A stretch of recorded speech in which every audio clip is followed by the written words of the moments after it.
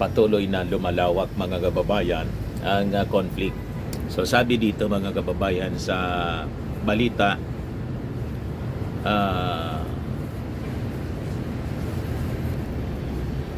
US President Donald Trump is not rolling out sending US troops into Iran and warned a new big wave of attacks is still on the horizon.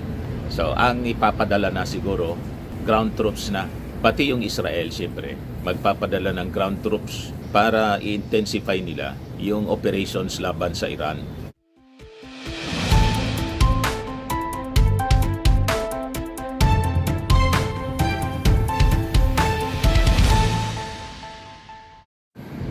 Hello po mga kababayan, si Dante Maravillas.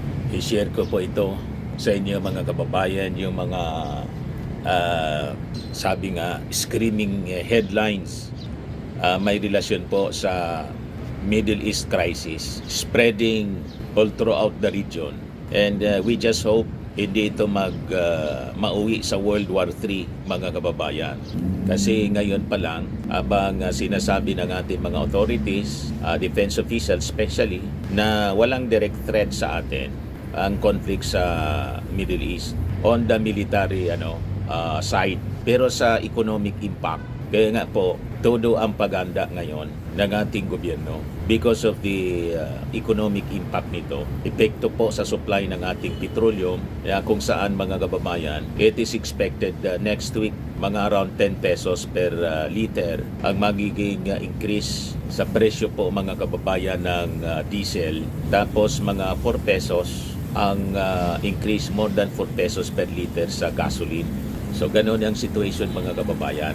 O ngayon, i-update ko muna po kayo mga kababayan sa mga kaganapan doon sa Middle East. Na sabi dito sa balita, big one is coming. Ayan. Big one coming. Fierce as war zone spreads. Patuloy na lumalawak mga kababayan ang conflict. So sabi dito mga kababayan sa balita,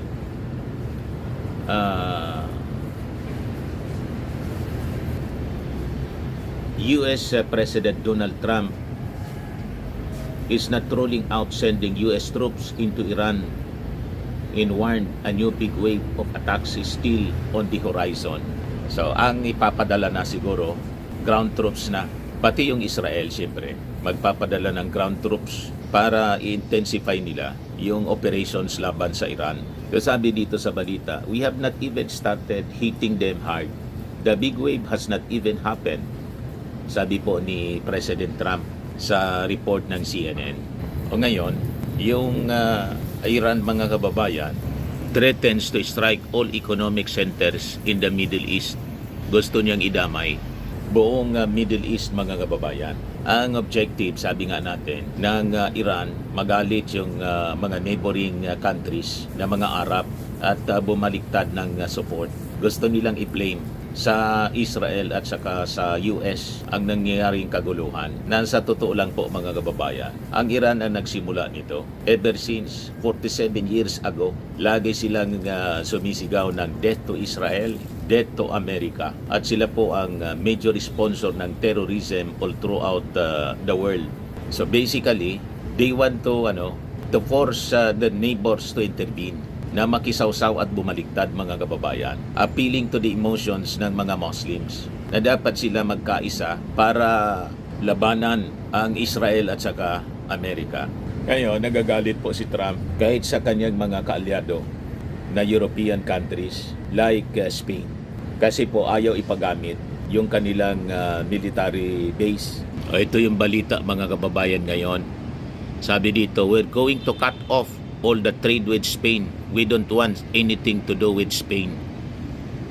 Nagpupuyos na pahayag ni US President Donald Trump.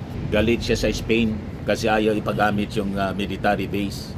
Sabi kasi ng Spanish government that the US has neither used nor will it use Spanish military bases to conduct attacks against Iran, insisting Madrid maintains full control over its sovereign facilities. So ito, pakinggan natin yung naging payag ni Trump. Spain has been terrible. And In fact, I told Scott to cut off all dealings with Spain. First of all, it started when every European nation, at my request, paid 5%, which they should be doing. And everybody was enthusiastic about it, Germany, everybody. And Spain didn't do it. And now Spain actually said that we can't use their bases, and that's all right. We could use their base if we want. We could just fly in and use it. Nobody's going to tell us not to use it, but we don't have to. But they were unfriendly, and so I told him that we don't want to. Spain has absolutely nothing that we need other than great people. They have great people, but they don't have great leadership. And as you know, they were the only country that in NATO would not agree to go up to 5%. I don't think they would have agreed to go up to anything. They wanted to keep it at 2%, and they don't pay the 2%. So we're going to cut off all trade with Spain. We don't want anything to do with Spain. And I'm not, by the way, I'm not happy with the UK either. That island that you read about, the lease. Pati kay Starmer, for whatever galit siya. reason, he made a lease of the island. Somebody came and took it away from him. And it's taken United Kingdom. 3-4 days for us to work out where we can land there. It would have been much more convenient landing there as opposed to flying many extra hours. So we are very surprised. This is not Winston Churchill that we're dealing with. Ayaw din kasi niya ng United Kingdom ipagamit yung kanilang military bases para sa offensive laban sa Iran. So sabi dito sa report ng Bloomberg, mga kababayan, just to give you the overview ng mga kaganapan, as prophesied in the Word of God, that wars and rumors of wars will come in the last days. Pati yung mga magkakaalyado, this time mga kababayan, hindi na magkaintindihan. Of course, alam natin, kanya-kanya sila kasing interes, yung mga bansa in Europe, kahit kaalyado ng Amerika, may kanya-kanya silang interes kasi sa Middle East. Kasi yung Middle East, mga kababayan, nandyan yung stocks ng petroleum. So sabi dito, Donald Trump escalated his criticism of Prime Minister Keir Starmer, saying he has not been helpful and that the relationship is obviously not what it was. So ibig sabihin, hindi na maganda yung kanilang relasyon. Kasi dati, sa mga previous engagement ng Amerika, laging katandem niya yung United Kingdom. Kasi yung Amerika po, dating anak siya ng United Kingdom, British Empire. Kaya it is considered as a child ng Amerika o ng United Kingdom. Kaya galit si Trump kay Starmer. Sabi ni Trump, Starmer is no Winston Churchill. So sabi dito, US President Donald Trump has brutally mocked the leader of one of his country's closest allies as relations fray over the Iran conflict. Hindi kanya tulad ni Winston Churchill na kasangga palagi ng Amerika noon. Kasi sabi dito, si Starmer nagsabi na yung United Kingdom did not take part in the US-Israel attack on Tehran because any British military action niya must have a viable, thought-through plan, and he did not believe in the regime change from the skies. So sabi dito sa balita, mga kababayan ng Sky News, during the White House meeting with German Chancellor Friedrich Merz, President Trump vented frustration that the US had not been able to land its military jets at the UK's strategically important airbase, Diego Garcia.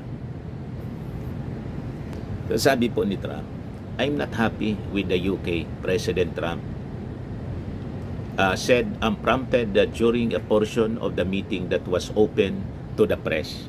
Sabi ni Trump, it's taken 3-4 days for us to work out where we can land. It would have been much more convenient and landing there as opposed to flying many extra hours. So we are very surprised. Dati kasi, mga kababayan, sa nakalipas na mga dekada, laging kasangga ng Amerika sa anumang laban yung United Kingdom. Pero ngayon nabago with Starmer. So sabi dito, the UK has for decades prided itself on its relationship with the US, aided by leaders such as Mr. Churchill, Margaret Thatcher, and Tony Blair cultivating strong relationships with their counterparts Franklin D. Roosevelt, Ronald Reagan, and George W. Bush. Kaya sabi ni Trump, mga kababayan, it's very sad to see that the relationship is obviously not what it was. He said he never thought he would see the United Kingdom become a reluctant partner niya, and instead heap praise on France and Germany. Ngayon, dumipensa si Starmer sa pagsasabing he had to judge what it was in the UK's national interest niya. That is what I have done, and I stand by it. Nanindigan sa kanyang una ng pahayag na ayaw niyang ipagamit yung military base nila para maka-landing at makapag-refuel ang Amerika. So sa latest na statement ni Trump sa Truth Social niya, mga kababayan, ito yung sabi niya about Iran. Sabi ni Trump, their air defense niya, Air Force, Navy, leadership is gone. They want to talk.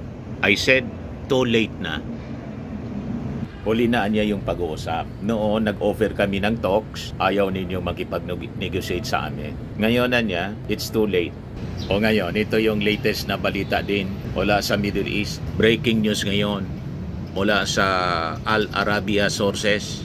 A number of Iranian attacks on Saudi Arabia came from Iraq. So ang ibig sabihin, di ba yung Iraq kaaway ng Iran? Ibig sabihin, kumampi yung Iraq sa Iran. So hindi pa natin alam kung ito propaganda o totoong istorya. Diba? So wag muna tayong magkomento kasi ang objective talaga po ng Iran o matake sa mga Gulf states para i-blame sa Israel and America para bumaliktad yung mga kaalyado. Malamang panggatong ito, mga kababayan. Sowing confusion para maglabo-labo kasi desperado ng masyado ang Iran ngayon. Anyway, bantayan natin yung mga developments. As I was telling you, parte ito, mga kababayan, sa biblical prophecy that wars and rumors of war will come. So pag-usapan natin in brief, mga kababayan, yung Persia, the modern Iran, and prophecy. Sabi nga, nation shall rise against nation and kingdom against kingdom. So the Islamic Confederacy, mga kababayan, was foretold thousands of years ago in Ezekiel 38:5. So Ezekiel 38:5 describes Persia, Kush, referring to Ethiopia, Sudan, and Put, Libya, North Africa as part of a massive coalition armed with shields and helmets.